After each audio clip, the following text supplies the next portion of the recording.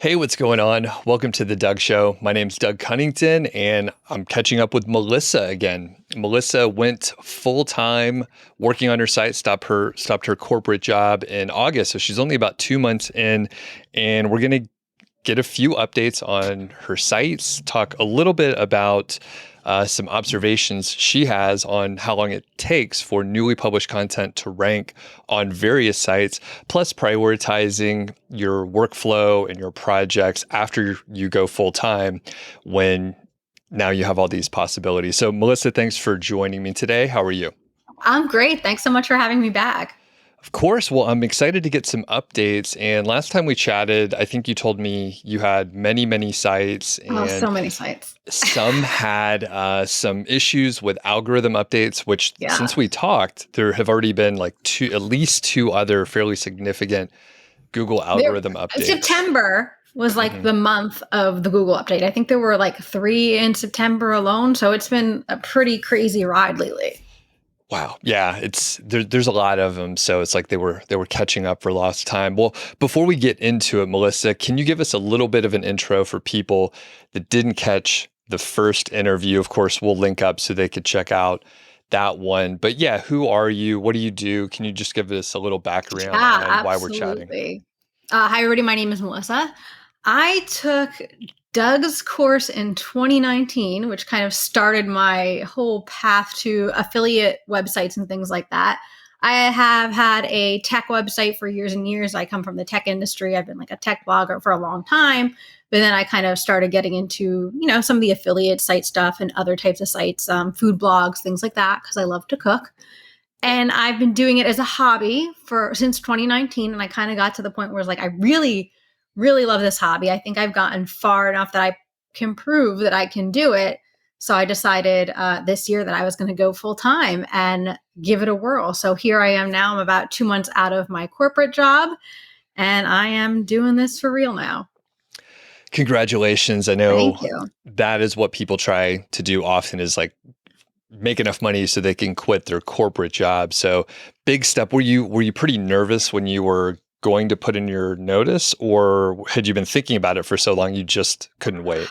It was a little bit of a combination. I was a little nervous, and it was also kind of liberating. Originally, I was going to wait a little longer to do it, but I was realizing that um, because I was still working full time, I wasn't getting anything done on my site. So I kind of felt like the longer I let it go, like the worse spot I was in. And I can even tell you a lot of what I did the first month or two is kind of like figure out where am I? Right. Because like a lot of things had plateaued for me because I didn't have the time to put into it that I knew I needed to see growth. So a lot of it has been kind of level setting, taking an inventory of what I have, trying to figure out where to put the effort, which we'll talk about a little bit more, but really realizing, okay, I've neglected a lot of this stuff and now I have to make up for it, which is kind of tough. And I alluded to a lot of sites that you have. So how many sites are you working on in your portfolio? Okay, so I have 21 total. I actually made a spreadsheet to count this, but I'm only working on two, three, four. I would say I'm working on about six right now, like really putting significant effort into them. The other ones I just kind of let sit. And what's really interesting about that is I have a couple of affiliate sites that were like, they were money grabs. Like, let's just put it that way. I wasn't doing things the right way. I was really good at on page SEO. I've been doing SEO for a long time. And it was just like straight up a website full of best whatever articles. So when product review rolled along, they got taken out pretty hard, which, I wasn't really upset or anything over. It was kind of a bummer. But what I've noticed is with the last round of Google updates in September, they're all coming back, which is really shocking to me because I had pretty much just like written them off. And I'm like, I'm just going to let them sit because they make me a couple bucks. Why not?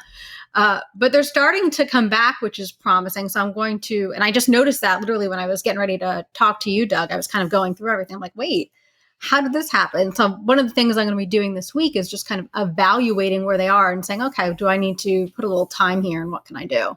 Okay, got it. And I'm trying to remember, have you started more sites since the last time we talked, or did you just Oh, not have a full count? well, I might have started one or two more. Okay, Because got it. it's just what I do, Doug. I get an idea, I go register a domain. I can tell you I bought a couple domains that I haven't started yet, but a couple that I was just like, I needed like another fun site that wasn't Right. like, so I need to put a lot of time, thought, and effort. So I actually bought a site. And it's like very, I don't want to like reveal the niche or anything, but it's just like very mindless. Like it's Okay. relaxing to work on because it's not like super hard to write for. So Got that's it. something I didn't have in my portfolio. Just like I'm completely spent, but I want to do something. What do I do? Now I have this fun site to work on. So that's exciting. Okay. Got it. All right. So that is a lot of sites. We're going to talk a little bit about how you manage your time now that you don't have to answer to a boss and you can choose exactly what you want to work on. I'm my So own boss now. She's kind of you're rough. yeah. It's worse. Yeah. It's tough. So we will talk about that. First off, let's talk a little about the Google update. So you Yeah. mentioned that a couple of your sites were hit, and can you tell us just in the last year or so, especially like as you're approaching quitting, and then you started working for yourself, and then there were more updates. So first off, like how have you fared? How have the sites fared generally over the past year or so?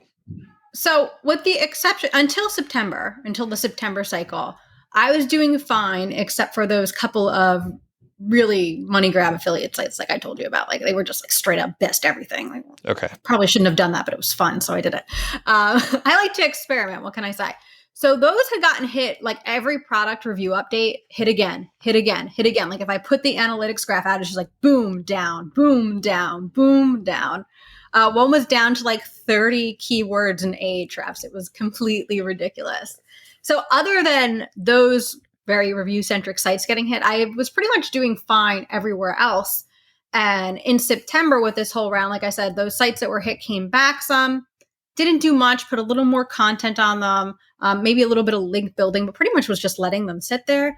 And I made through helpful content on all my sites no problem, which was kind of nice for me to kind of validate that, okay, I'm actually writing helpful content. I kind of know what I'm doing here. So I did, with the exception of those sites, I did pretty good this round of Google updates, which is nice to see because I've had other ones in the past, just like, take out half the traffic on a site for no apparent reason. You're like, well, what do I do now? Okay. And you said some of the sites are recovering. Yes. So can you talk about the like how many recovered from how many were hit? Yeah. So And yeah, you got it. I had three that were just like decimated, gone. One, which was like my really, really fun one, like a really super niche thing that I love. Yeah, that's not doing anything. But the other two, as of the date, is like September 25th for some reason, where they both shot up. So I don't know if that was the last product review update or the core update or what. But since that, like they've just like skyrocketed back up, like 30% growth, and they're still growing. It's just like every day is more and more and more. So that was really, really interesting to me. Because, like I said, I didn't really do much. I just kind of let them sit. So I dove a little deeper and I'm like, okay, what articles are doing better? And it's more content based stuff. There's a couple like best of articles, but it's mostly like how to type articles or comparing articles and stuff like that. Not the straight, here's the 10 best products, let's review them articles. So I thought that was super, super interesting.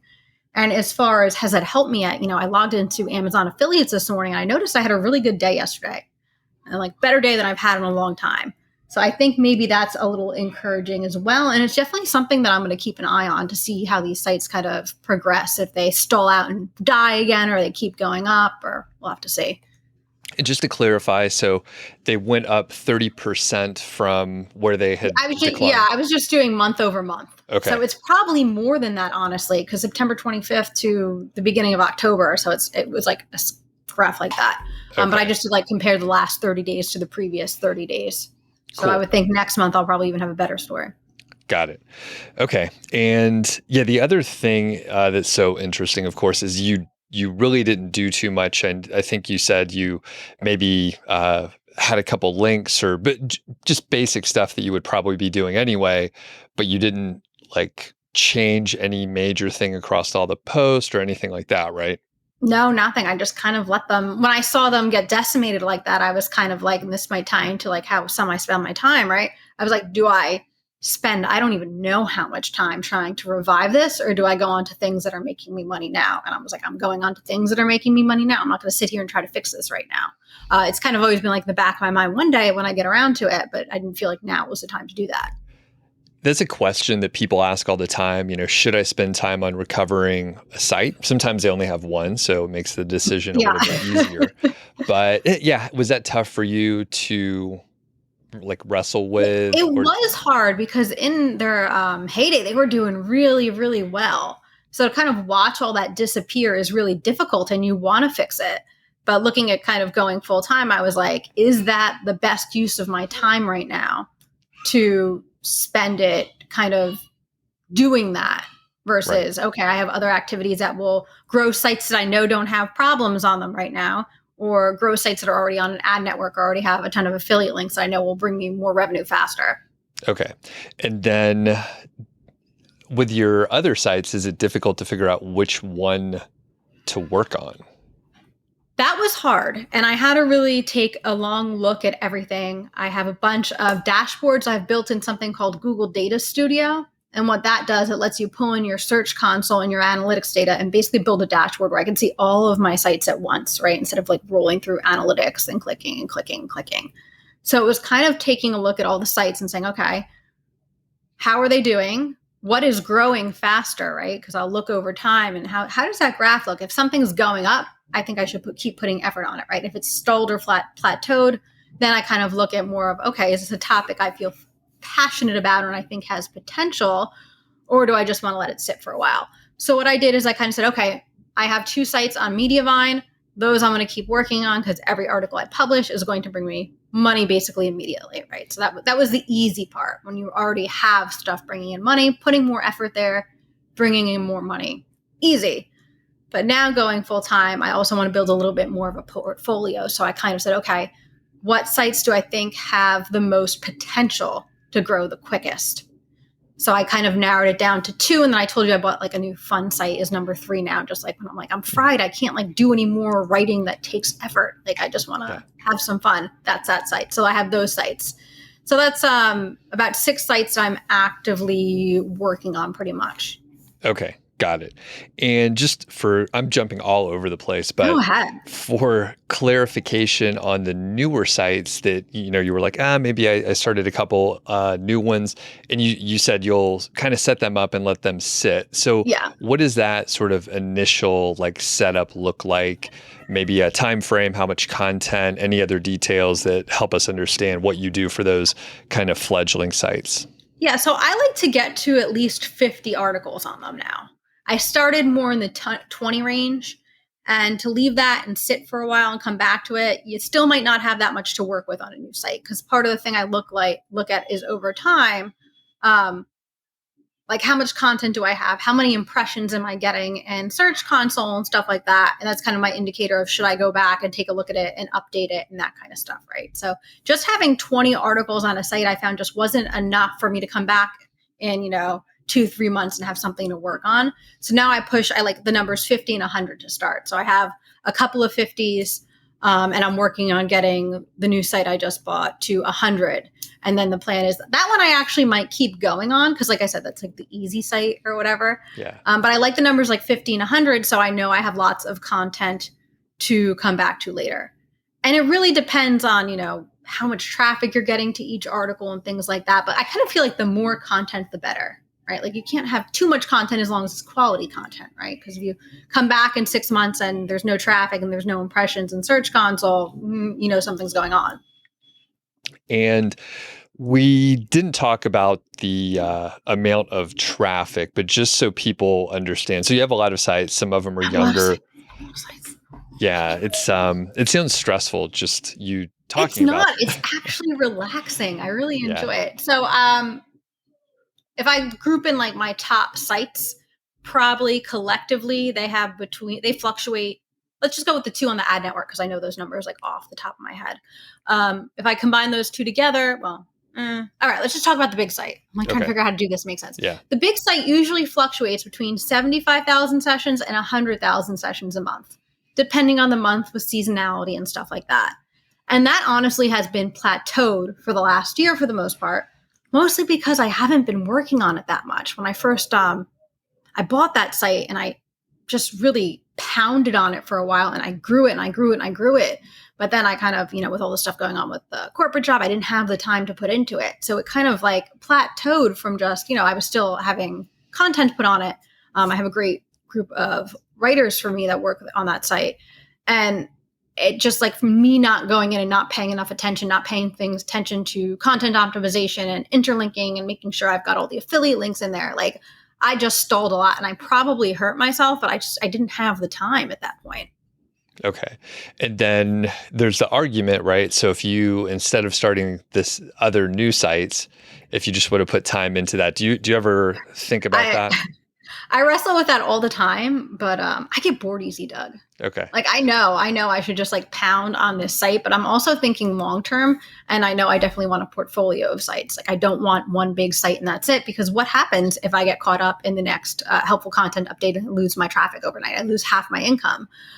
So I'm definitely working on more of a long-term plan to build a really strong portfolio of sites to hopefully balance against all the different updates and stuff out there. But yeah, if I just like hammered on this one site, I'm sure I would get a little further, a little faster. But Right. At the same time, I kind of want to set it up for future proofing as well. Got it. And, times have changed with the number of updates that we're seeing in the last year or so. Having a portfolio does make a little more sense. Now, backing up just a little bit, I have a couple friends that have, worked on a few sites. They have a portfolio, and then the timing was right.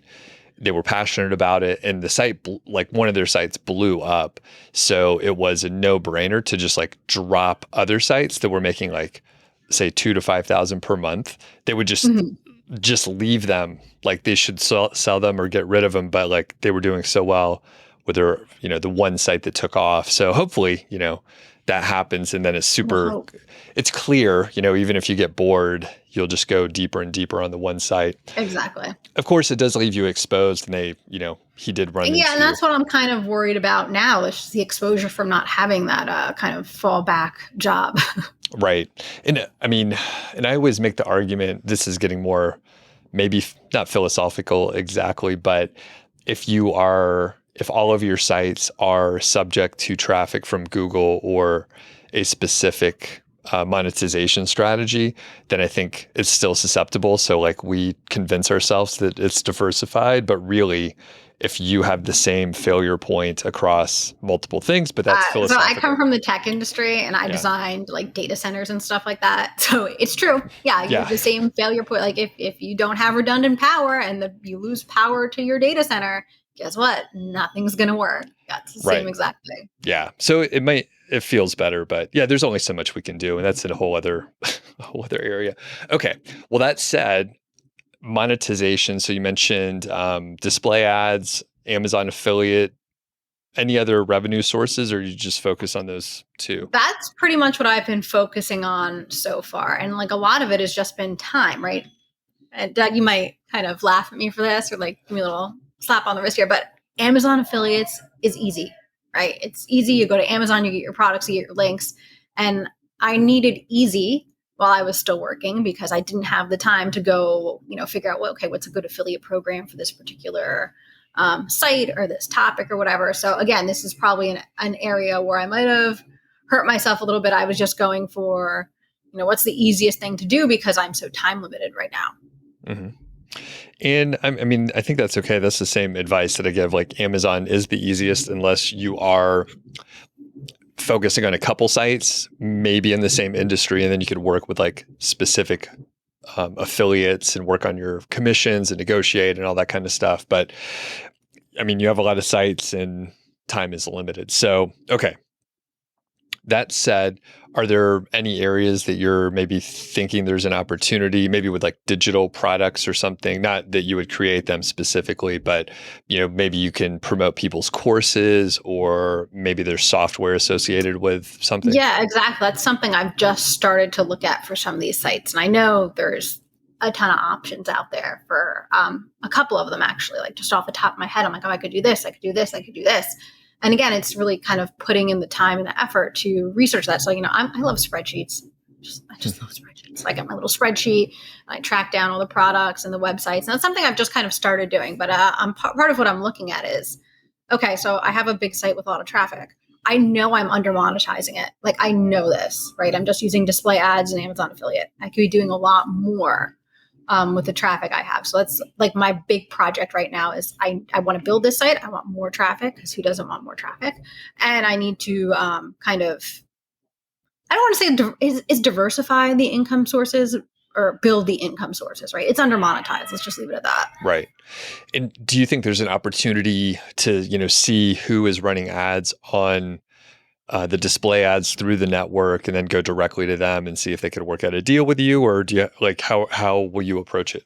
It's something I've been thinking of. Honestly, I do a lot of competitive analysis. I go look at similar sites and I see what programs are they promoting, what things are they doing. And that's been really helpful to me, because this particular website, I would say it's a little tougher area for me than some of the other sites I have. Like, it's something that I really have to put myself in the right mindset to work on, which is, I don't want to say it's a problem. I like being forced to think a different way, but it's not something like if it was a tech site, I would be like, boom, boom, boom, boom, boom, boom, boom, I'm done, right?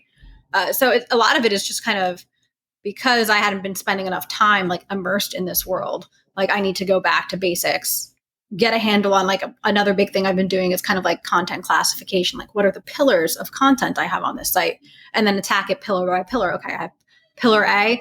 What are some other products out there I could promote, or courses I could promote out there for pillar A? Make sure I have good interlinking, all that kind of stuff. Then I go on to the next pillar.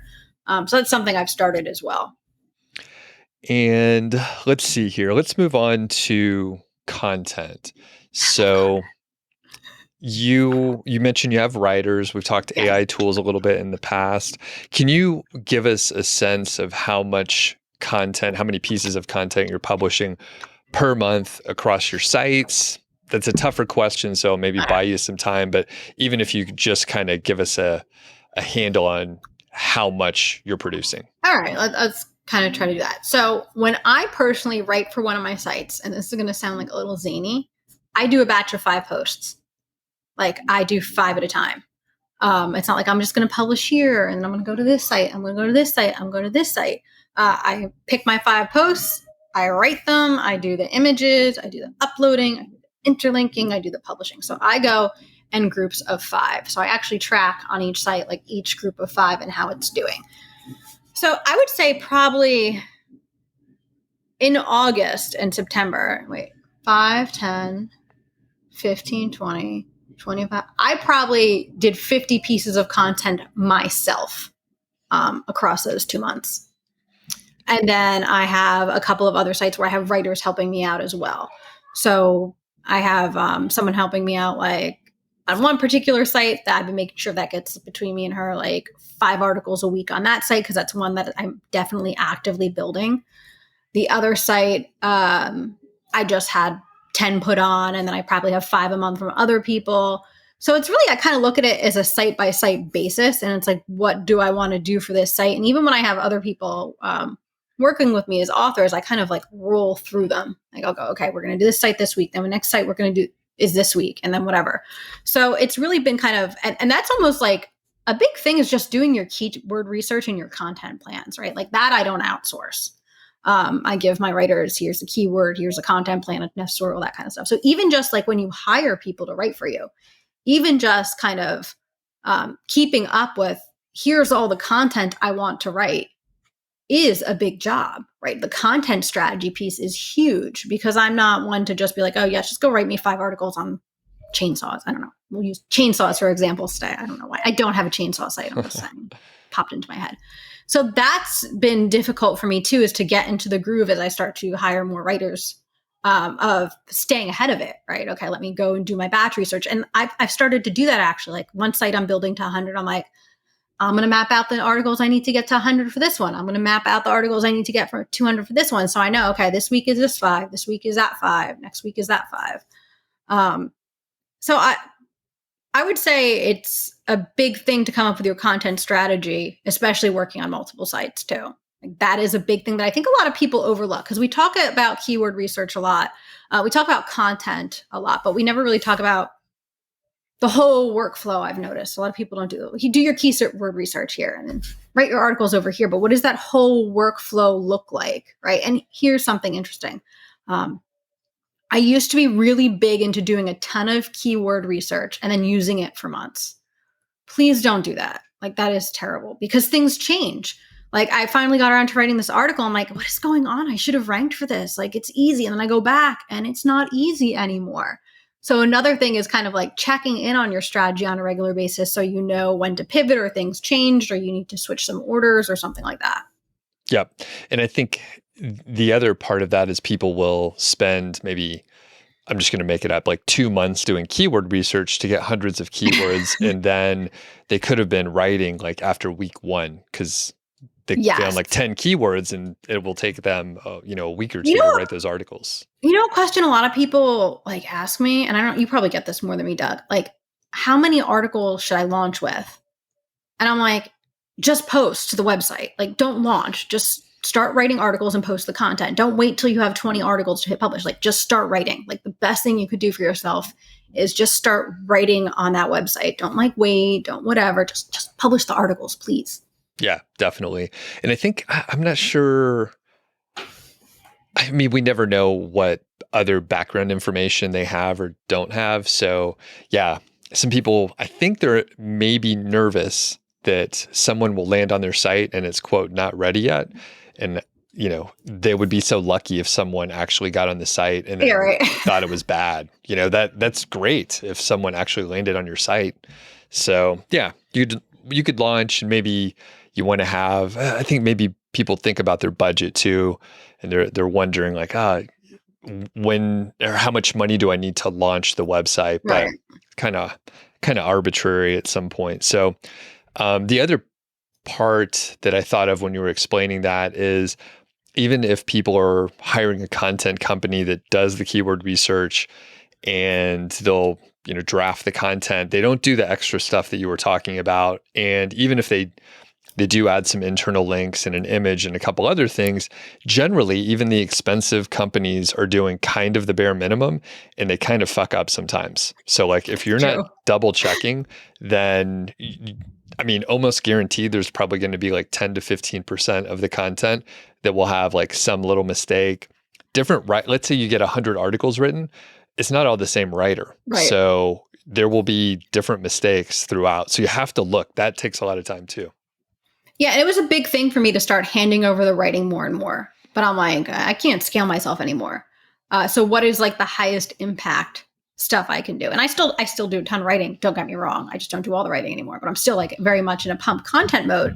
But I have not handed over that like final. Well, on one side, I have someone helping me with it. But in most places, I haven't handed over that final kind of checking and maybe a little bit of editing and interlinking and all that kind of stuff. Like, I don't hand that stuff over.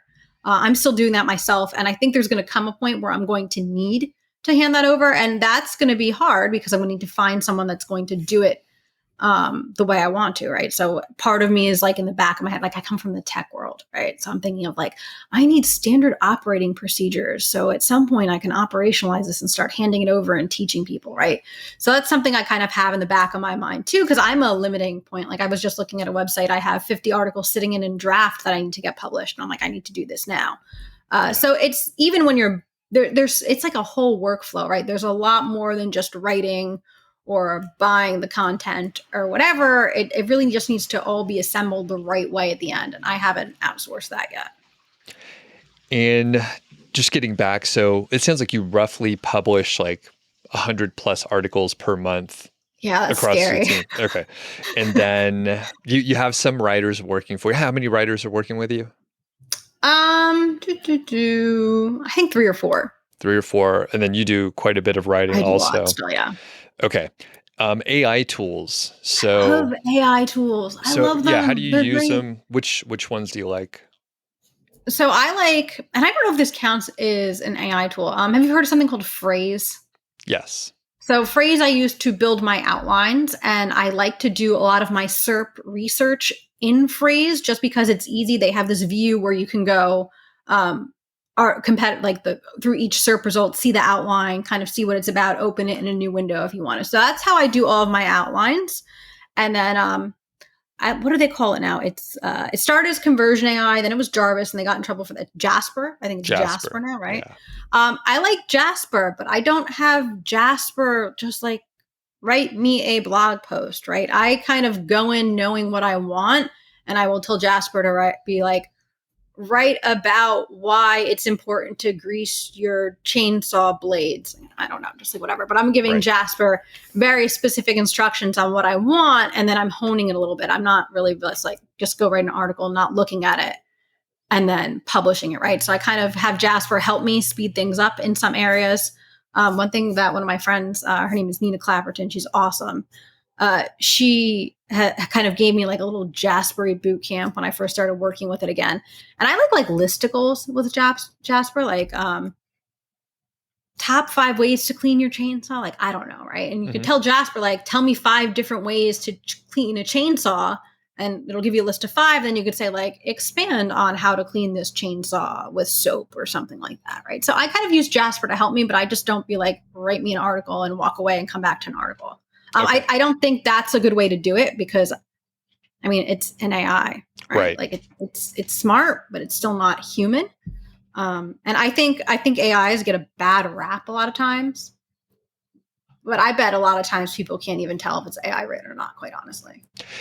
And as time has gone on and I talk to more people, it sounds like the people that are using AI effectively do what you're saying. Maybe it's a research component, like you're using phrase to do that, and then just to put together the narrative piece, but you're kind of guiding it along the way. Yeah. And you have written a lot in the past. How much time do you think you're saving, even though you're an experienced writer? How much time is an AI tool like Jasper saving you? All right. So I can tell you within a 24-hour period, and I don't know how much time this is saving me. 24-hour period. I can do a full batch of 5 articles between 1,000 and 2,000 words, soup to nuts, while living my normal life and doing other things too. That's kind of like my watermark. Like, I know I can do a batch of content in a day. Okay. So I think it does save me a lot of time, especially if it's a topic that, like, I don't know that well, like cleaning chainsaw blades. Like, I don't know 5 ways to clean chainsaw blades. I would have to go read all these articles on how to clean chainsaw blades. But I can tell Jasper to give me 5, and then I can go back to phrase and kind of look through the SERPs and be like, yeah, I see these coming up over and over again. This is accurate. Or like, they're telling me that I should clean the chainsaw by dropping it in the bathtub. That's probably not a good idea. Let's check this one out and try again, right? Okay. So, and just as a baseline, so that was good, 5 articles a day, yeah. So in the past, without an AI tool, how long would that have taken you? And I know that's a hard question to writing answer. this. Yeah. I've just published this one, and it was very, very research intensive. And I had to work on this thing for hours. Like hours and hours, like over a several week period, because it was so research intensive that I wasn't comfortable giving it over to Jasper, because it's a topic that I'm trying to build like authority in, right? And I'm like, I need to know this anyway, because this is new for me. So I'm going to at least write the first couple myself, because I don't know anything about it, right? This was something I just kept on going back to over and over and over. And it literally took me hours. It probably took me multiple days if I squished it all together to write this one article in a new topical area that I had to learn myself. So it took a long time. Okay, got it. And yeah, and I hope the next one's faster, because that was brutal. And for something like that, how do you determine whether or not you like trust what Jasper and other AI tools? Well, that's my thing. Like, I'm not going to necessarily give Jasper anything that I don't know enough about to know if it's accurate or not. Okay, got it. Because then I'm going to have to fact check it. Like, it does come out with crazy things sometimes, even when you're guiding it, right? So if it's not an area I know enough about, I probably won't hand it over, at least not till I do a couple myself and learn about it, right? Because for me to hand it something that I don't know, and I don't know if it's accurate, well, guess what? The next helpful content update's going to roll around and say, you don't know what you're talking about. Bam. And it's not going to get me because it's AI content. It's going to get me because it's not accurate. So that's the big thing that I feel like maybe AI gets a bad name, because people just take it at face value, right? They don't check it. They don't do anything. They just say, okay, I wrote this article, go for it. As long as you're making sure it's accurate, I don't see a problem with it. But you do need to make sure it's accurate, because I have just had it come back with really zany stuff. I'm like, there's no way that's true. Oh yeah, Yeah. it's definitely not true. So you mentioned a lot of the content, or at least some of the content, is about 1,000 to 2,000 words. Can you talk a little bit about like the length of individual pieces, and then how much content is on some of your larger sites? Yeah, it depends. So part of what I use phrase for is it kind of gives you a score and tells you like the average length of this keyword. The average length of article is 1,600 words, right? So I'll make sure I do at least 1,600 quality words and answer the questions in the article. I kind of go by that. I go by what is everybody else doing, and then I try to add a little more value than everybody else has added. That is a slippery slope, though, because it's easy to get into being too far from the topic you're targeting if you start going down the rat hole of like, well, you know what? Everybody else wrote a 1,600 word article, but I'm going to write a 5,000 word article on this single topic, and it's going to be the best, but I can't get to 5,000 words. So I keep adding all these things that are kind of related, but not really. So the trick is to kind of keep it really tight. I would say, depending on the keyword itself, anything between 1,000 and 2,000 words, again, based on the topic, right? Some are longer, some are shorter. It kind of depends. I look at what everybody else is doing because they seem to be doing okay, right? Perfect. Okay. So you were telling me that you started to study and analyze how long it would take you to rank certain posts, and you knew you do these blocks of 5. So yeah, what can you tell us about what you've learned, and then how you make projections based on that analysis that you're doing? Yeah, and this is absolutely a work in progress because this time last year, I had projections in my mind of how long it would take me to grow a site to a certain amount of traffic. And I was completely wrong. It took way longer than I expected. And I had all these projections based on what time, because based off what I had seen in the past, it seemed okay. But all these updates came out around. This was one of the sites that got whacked by product review a couple times too. So it was kind of just like, whatever at this point. So what I'll do is I will take my group of 5 and I use this Google Data Studio all the time, right? I build a filter with them and I'll watch them from when I publish them to how long does it take to get the first click, how long does it take to start getting impressions, and how long does it take to really start bringing traffic.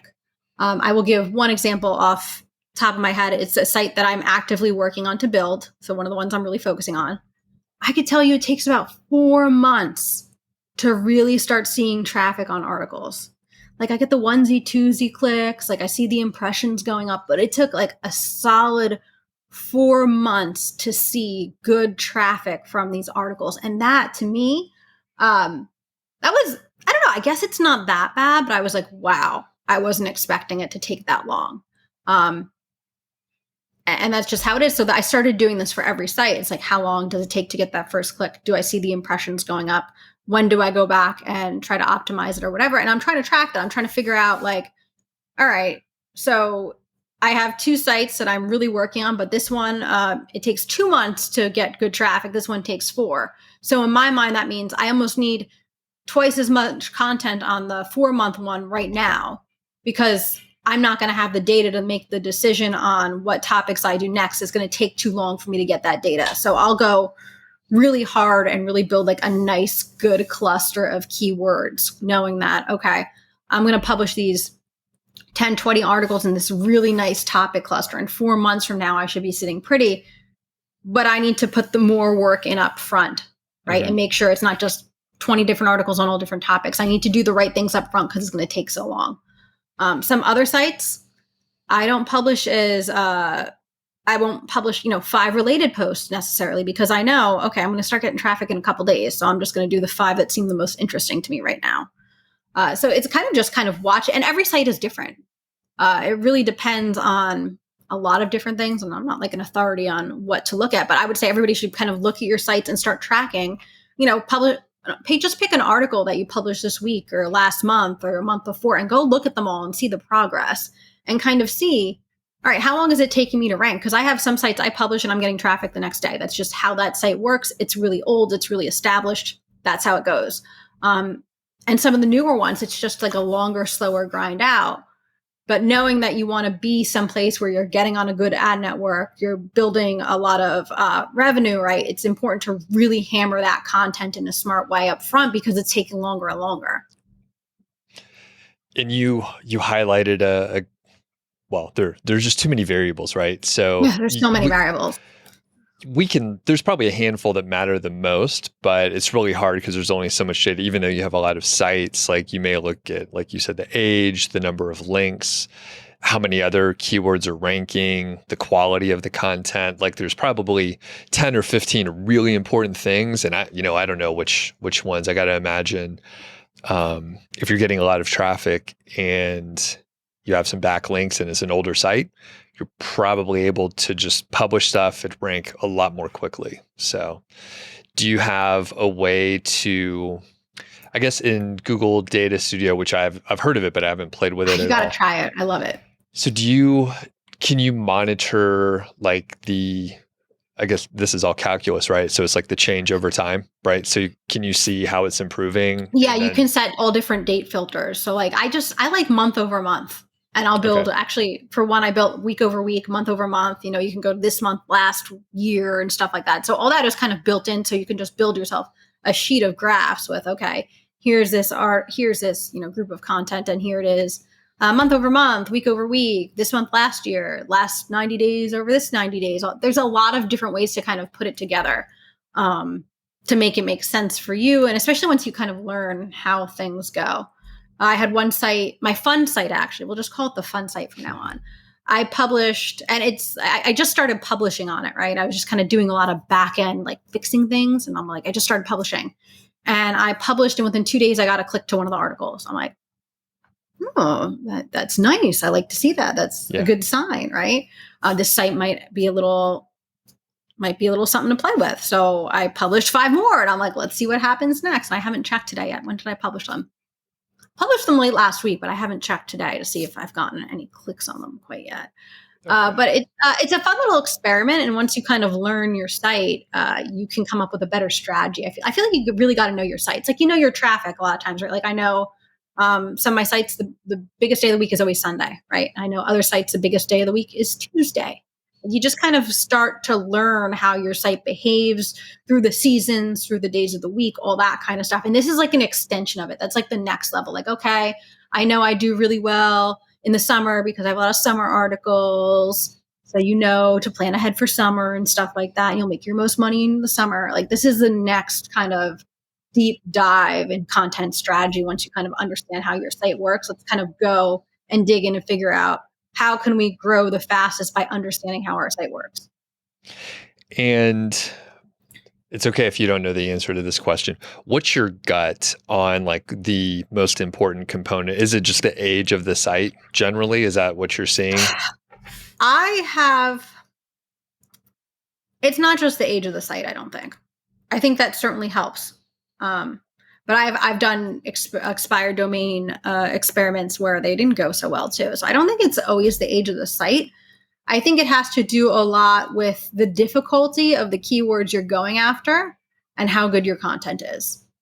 And probably to some extent the age of the site too. But I think the content is still probably the most important thing. And the keywords. And I don't remember where I read this. And this is something that I've seen a couple of times. It's like kind of like the theory is you go into Google Search Console and you look at your average, right, over the last 30 days. So if I had 50 clicks, right, over the last 30 days. So, and I've seen this a couple of times. Maybe you've seen this, Doug. That means that Google's comfortable sending you traffic within that kind of search volume. It trusts you enough, all that kind of stuff. So, you build a certain amount of content at that level, but you need aspirational content to get you to the next level too, right? And it kind of slowly over time increases. I've seen a lot of people talk about that kind of theory is like you look at what you have now and Google trusts that. So you do more of that. So it trusts you more, but then you have to start going above and beyond and trying to grow. And I think I've hurt myself sometimes not doing enough the aspirational content because I'm so focused on, I know I can rank a volume of 100, I'll just write a ton of those and those will bring me traffic. Well, I need to be doing the 200, the 300, the 400 as well, because when my site gets stronger, I want that sitting there waiting, right? And then I see it start coming in for those harder keywords. And I know I go harder, I go harder, I go harder. Got it. Before we shift here, anything else on content that you could think so of? Much content. I think we've covered a lot on content today. Great. Okay. So before we go on to the prioritizing and stuff, we'll just make this, I usually don't do too many ads here, but you took my course a few years ago. I did, yes. And it's cool to interview people that have taken the course.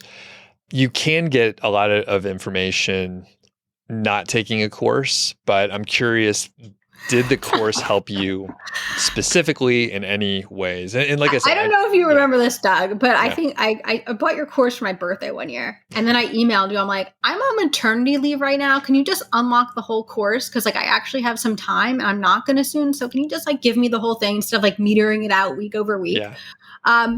For me, I had pretty much like read your whole website at that point too. And I was kind of reading all this stuff. But like for me, with the limited amount of time I had, I just needed someone to lay it out for me in black and white and tell me what to do.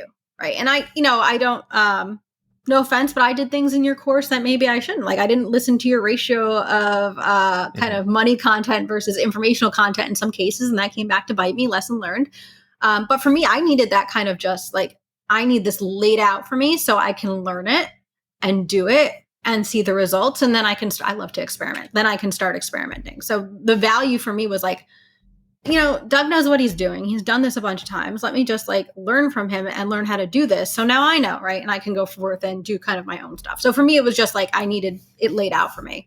And I really liked your background with kind of like the project management background and stuff like that. I'm like, this is going to make a lot of sense to me. You just lay it all out so well that I'm like, this is the formula. That's what I need. I need the formula right now. Perfect. And yeah, the course is open today. So we're going to publish this on October 10th, 2022. So the course is open for the rest of the week if you happen to be listening to it when it publishes. But if not, and it's sometime in the future, you can follow the link and potentially it'll be open, but you could shoot me an email, Doug at Niche Site Project, and we could figure out how to help you out. But Melissa, I specifically remember because that is really weird. Someone's like, I bought this as a birthday present for myself, and then you're doing it for for fun when you had time off of work. So yeah, I definitely remember when you emailed me.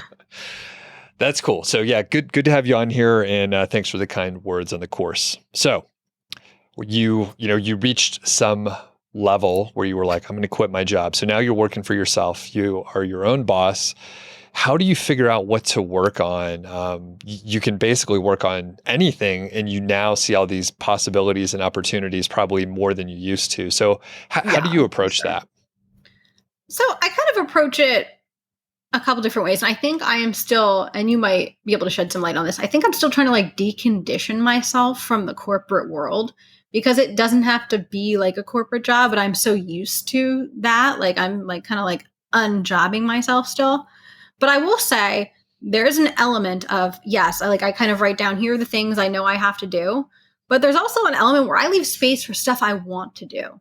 Right. Like, there's a lot of stuff like, do I want to go through 100 posts and do interlinking? No, I don't want to do that, but I have to do that. So I'm going to do that. But you know what? After I do that, I'm going to go do something fun.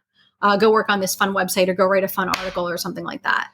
So there's an element of like understanding the stuff that you need to do, but making sure that you're keeping yourself in a good place, because I didn't like do this so I could sit and be miserable all day, just spend a day doing interlinks. But there are days where I will sit down and be like, I'm going to power through this horrible task I have to do and just get it off my plate. And I will do nothing else until I finish it. And you don't have that necessarily, that corporate, that flexibility in the corporate world, because you've got this meeting and this and that and all that kind of stuff.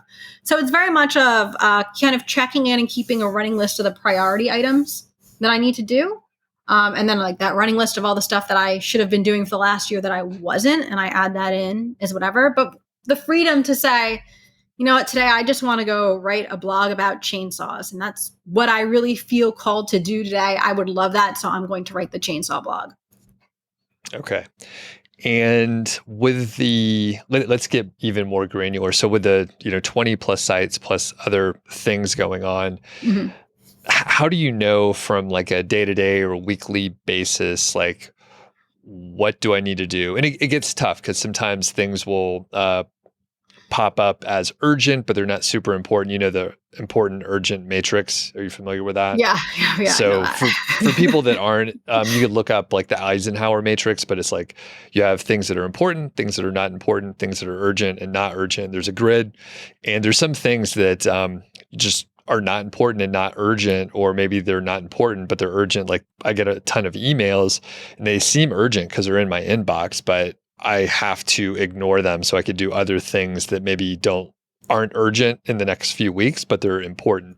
So how do you figure that out? So I kind of have this master spreadsheet with a tab for every different site. So like I have 21, right? But I'm working on I would say I'm working on about 6, like really focused on, right? So I focus on those 6 and I'm like, okay, well, this site I have somebody writing for me, so I don't have to worry about content. That's good. This site I have someone writing for me. We're good. All right. These are the sites I need to do content for. Let me come up with my next, like I'll keep a running list of the next 10, 20 articles I'm going to write, that kind of thing. And just kind of like checking in. So I have like this dashboard where I can monitor all of my traffic and all of my progress in one easy place, just so I can see how things are going, right? And my big thing is like, I built these dashboards because I was wasting too much time in Google Analytics and Google Search Console, just like analysis paralysis, right? So I go in the morning, I check my stuff, and unless I have another reason to go do a deep dive in something in Search Console, I don't look at that stuff anymore, right? But I want to be able to pivot at the same time. So like I see these sites that got hit coming back pretty strong. I might go spend a little time there this week, honestly. I wasn't planning on it, but I think I'm going to go take a look and dig around a little and see if I can get any more momentum. Like, why not? So it's just kind of, trying to figure out, you want to keep yourself happy. So I'm happy working on this portfolio of 6 right now. Like there's always something for me to do, which I like because I get bored really easily. So like we talked about, like if I just hammered this one big site, I'd probably be making a lot more money, a lot faster, but I would get bored really easy. And I'm kind of thinking longer term. So it's just a matter of kind of like checking in. I have my list to do for each website. Maybe I'll spend this day on this website, or I say I'm going to do my next 5 articles for this website, that kind of thing. And just kind of going through them and keeping an eye on things. But again, being able to pivot as I want to. Because I saw this one site coming back, or these 2 sites coming back so strong, I might go like spend a little time there this week. We'll see. Okay. But I'm big on lists, like task lists. I just like brain dump, and I like planners. Like this is ridiculous. This is a planner. Right. This is a planner. This is an iPad with digital notebooks on it. Like I have like 10 notebooks on my desk. I'm a little. I'm weird. Like I literally have 3 over here as well. Okay. And I'm not sure why I have. Sometimes I forget one when I'm out of town, so I'll like have a different one that I'm using. Anyway, notebooks are pretty good. I like planners as well. And I was going to say, obviously with a corporate job, there is probably more structure, but I get the feeling that you probably had a lot of autonomy and had to manage your time well. I beforehand. Did actually. Okay. I did. And I keep a pretty like rigid structures now I have more flexibility now. So I'll go like in the middle of the day and go do something because I can, right? Like I'll go to park or go do whatever. But like right now, while I'm still in this like ramp up time, like in my mind, I have like 3 phases of my non-corporate journey. Like phase 1 is going to be the worst because you're really still building that base, right? So I do more things. I have more freedom, yes, but I'm still working extremely, extremely hard and really grinding it out, right? Then I get to a point where, okay, now I'm kind of making the money I need a little bit more. Now I can be a little smarter with reinvesting things and starting to try to operationalize more, right? And like, and I know you're very big into financial independence as well, right? Like that's my path. Ultimately, I'm not there yet. I have a lot of hard work I need to do first, but kind of just always like checking in on like, what are my goals? Where do I want to be? And how do I get there? But for now, like I'm still like very, very rigid and working a lot of hours because I want to and I want to grow, but it's different. It's just like so different when you're working for yourself versus, working the corporate job. It's not as stressful. I don't feel as burned out as I did. It's just a completely different paradigm when you're doing it for yourself and you're knowing that everything you do is going to pay off down the line versus, okay, I did this horrible thing for my job and whatever, it doesn't really matter. Yep. And I was going to say that totally makes sense. When I got laid off, it took me about 6 months or so before I got like pretty good footing. I mean, things were going fine. I got traction, but like after 6 months, it was like, okay, I could stop doing the stuff that I thought I needed to do. And it was a lot less stressful. And I mean, like you said, it doesn't feel, you won't get burned out. I mean, you're managing what you're working on, you're choosing what you want to work on. Yeah. So like that should make you happy. Otherwise you're like choosing bad things that you don't like to work on. So Cool. Any other thoughts on, actually let's reframe it. So if maybe someone hasn't worked for themselves and maybe didn't have as much autonomy as you used to have, even with a corporate job, like how should they structure their projects, their day and what they work on, and they have really no structure and didn't have that kind of control or opportunity before? It's tough. You really need to find out what works for you and makes you the best. Like I get up early, I have my coffee, I do what I have to do, I start working. But some people are like more night owls, right? Like some people don't want to get up early. Some people are like, what, I feel the best if I get up at 10 a.m. So if you're the best if you get up at 10 a.m. and stay up a little later, then that's what you should do, right? And there's almost like an element of learning yourself to it too. Like, how do I work the best? What do I need? Do I need to go for a walk in the afternoon? Do I need to stretch in the morning? Am I better off stretching in the afternoon? A lot of it is just kind of going back to like basic self-care. Like, were you taking care of yourself before? Because now your time is your own. So now you can do those things you couldn't do before. So it's kind of like, I don't know, it's almost like you get to know yourself over again. And you got to kind of follow your lead. But what I will say is like, okay, if you need to give yourself a week or two to do nothing and decompress, that's fine. But that could also be a slippery slope too. Like you got to do something, right? Just don't like, I don't know, watch TV all day and be like, oh, I didn't get any work done, right? You still do need some kind of structure at the beginning at least. And that transition, even for me, that transition was weird because I'm just like, I kept on like looking at my phone over, like I stopped wearing the Apple Watch, right? Oh, Like, cause I was so inundated by notifications. And even now I grab my phone all the time and I'm checking my phone. I'm like, why am I doing this? Like, I don't know. It's 2 months later and I still like am checking to go see Microsoft Teams that's no longer installed to see if anybody wants anything. Like it's kind of crazy. But there's definitely take the time to like learn yourself over, right, in this new environment and figure out like how you can kind of hack it so you can work the most the most productive method, and that might take a little while to figure out. Yeah. And I was going to say, what have you changed? So you said you took off your watch, which funny thing is we were starting to record. You got like 1,000 notifications. You kept getting texts like over and over again. So I made you turn this thing off, turn it off, make it stop.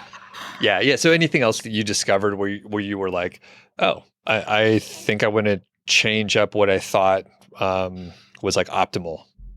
I definitely been doing more stretching and meditating, which has been nice because I'm not good at that stuff. I actually like make sure I eat food now. Like I had days where like if I don't pack my lunch the night before, like, and I worked from home, right? Like if I don't pack my lunch the night before, like I don't have time to eat because I just don't, right? So like made, this morning's a great example. I made myself pancakes at 9:30 because I felt like it, and I could make myself pancakes at 9:30. Why not?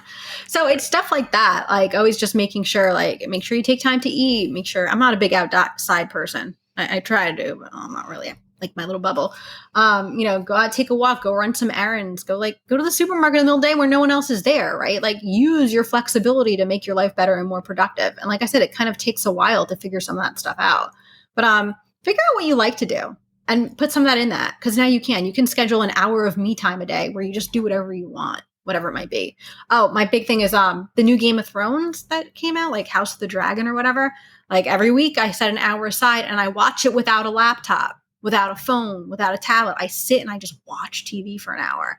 And like I never did that before ever. Like I always had a phone or a laptop or I was always working. So it sounds really silly that I'm spending an hour a week doing nothing but watching TV. But for me, that was a huge thing because I had never let myself do that before. That's great. And that's a pro tip for the grocery shopping. Like it's the middle of the day when we're recording this. I'm going to go to the grocery store, and typically the best time to go is in the morning during the week, and it's just like senior citizens and a couple like randos like me in there. It's the best time to go in there. I don't know what it's like senior day at Kroger or whatever. I'm not quite sure, but that's how it works. Awesome. Well, this has been very awesome to get an update from you.